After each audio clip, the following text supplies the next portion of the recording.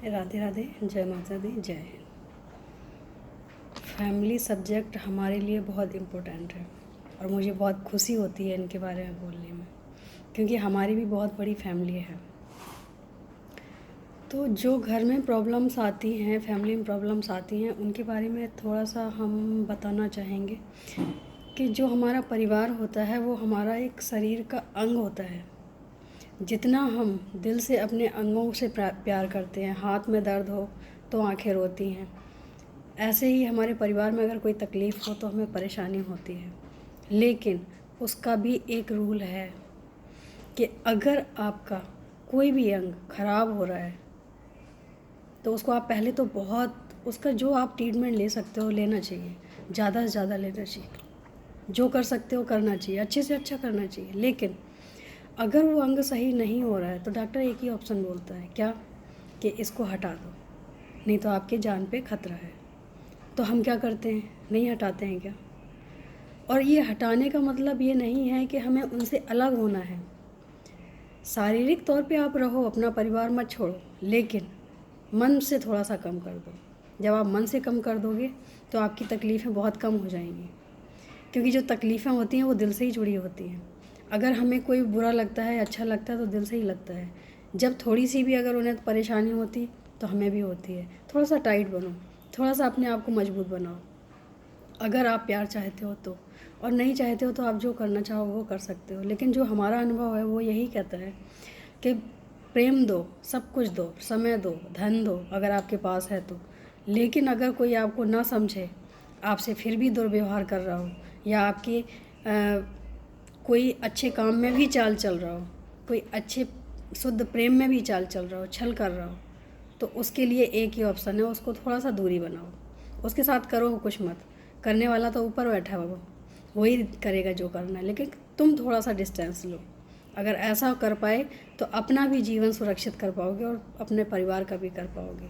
क्योंकि कुछ लोग होते हैं जो सिर्फ अपना काम निकालने के लिए आपसे प्रेम दिखाते हैं, जिनमें प्रेम होता नहीं है।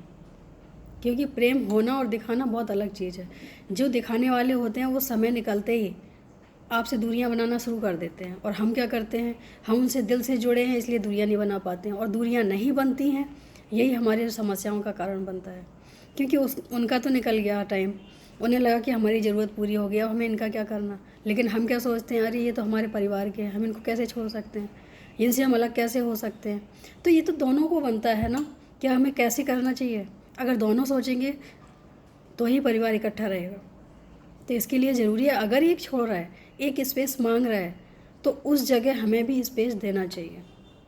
और परिवार आपका अच्छा करे या बुरा करे, लेकिन आपको हर हाल में कुछ ना कुछ सिखा के जाता है।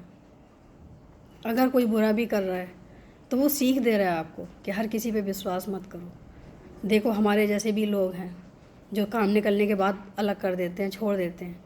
तो उस चीज़ का अगर हम फॉलो करेंगे, समझेंगे, तो अपना तो सुखी कर पाएंगे जीवन, लेकिन सामने वाले का भी सुखी कर पाएंगे। हम ज़बरदस्ती लपेटे रहते हैं कि नहीं ये मेरा ये है, ये मेरा ये है, सामने वाला हमें कुछ मान नहीं रहा है। तो प्रेम मोहब्बत दोनों तरफ से होती है तभी अच्छा लगता है, चाहे वो परिवार में हो, चाहे वो पड़ोस में हो, चाहे रिश्तेदारों में हो।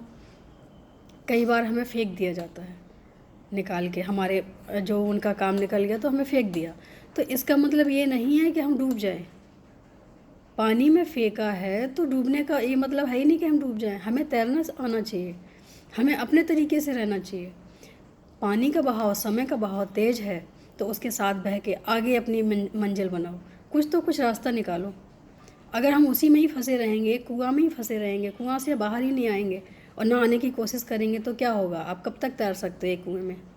ज़्यादा दिन जीवित नहीं रह सकते हो। हमें प्रयास करना चाहिए, दिन प्रतिदिन प्रयास करना चाहिए, उससे निकलने का प्रयास करना चाहिए, अपने बचाव का प्रयास करना चाहिए। प्रयास आखिरी सांस तक करते रहना चाहिए, क्योंकि यही हमारा जीवन है।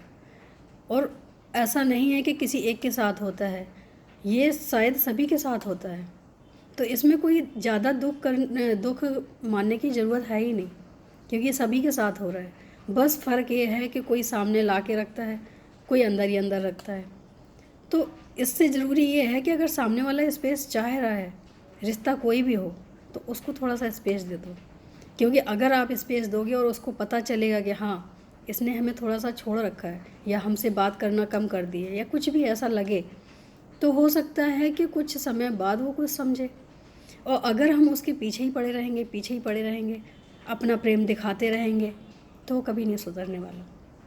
तो बहुत ज़रूरी है कि जो रिश्तों में आजकल दूरियां आ रही हैं, यही कारण है कि एक भाग रहा है, हम उसके पीछे भाग रहे हैं। तो अगर एक भाग रहा है तो हमें उसके पीछे नहीं भागना है।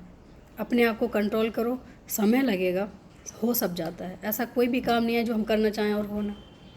और ये सब्जेक्ट तो हमारा फेवरेट सब्जेक्ट है, तो इसलिए हम ये समझाने की कोशिश कर रहे हैं। कल बहुत परेशान थे कुछ लोग कि ऐसा हुआ, तो होता कुछ नहीं है हमारे साथ। जो होता है हम खुद ही तो करने वाले हैं।